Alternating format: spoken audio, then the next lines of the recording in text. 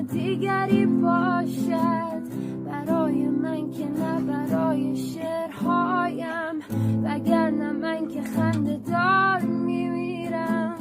من و تمام ناتمام عیبهایم. من